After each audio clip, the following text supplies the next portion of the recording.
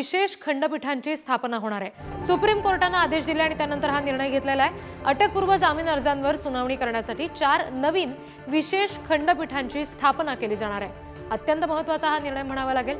अनेक प्रकरणे अशा पद्धतीने प्रलंबित असताना या पार्श्वभूमीवर हा निर्णय घेतला जाणं हे दिलासादायक म्हणावं लागेल, कारण नवीन विशेष खंडपीठांची स्थापना होणार आहे। मुंबई हायकोर्टाची ही 4 नवीन खंडपीठं असतील।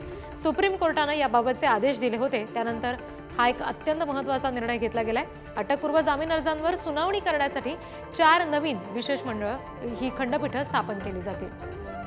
प्रतिनिधी निखिल चव्हाण यांच्याकडून आपण अपडेट्स घेऊयात। निखिल, कुठली नेमकी 4 विशेष खंडपीठं असतील ही मुंबई हायकोर्टाची यापुढे? नक्कीच रिद्धी, पाहायचं झालं तर मुंबई उच्च न्यायालयामध्ये या जी आहे तर ती विशेष खंडपीठ म्हणजेच जामीन अर्जावरती सुनावणी करण्यासाठी विशेष खंडपीठ आहे तर ती नेमण्यात आली नव्हती। त्यामुळे सर्वोच्च न्यायालयाच्या आदेशानंतर ही जी खंडपीठ आहेत ती आता नेमण्यात आलेली आहेत।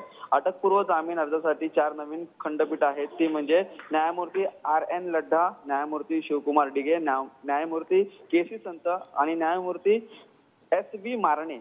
हे 4 जी खंडपीठ आहेत तर ती आता स्थापन करण्यात आलेली आहेत आणि विशेष या खंडपीठांच्या माध्यमातून नियुक्ती विलंबनाबाबत देखील न्यायालयाने ती टिप्पणी केलेली होती, परंतु ही जी संपूर्णपणे खंडपीठ आहेत ती आता स्थापन केल्यामुळे जे विशेष जामीन अर्जावरती सुनावणी करण्यासाठी जी सुनावणी आहे ती लवकरात लवकर होताना आपल्याला पाहायला मिळतील। त्याला कुठेतरी विलंब होत होता, तो आता विलंब न होता ही जी सुनावणी आहे ती त्वरित आणि लवकरात लवकर घेण्यात येईल।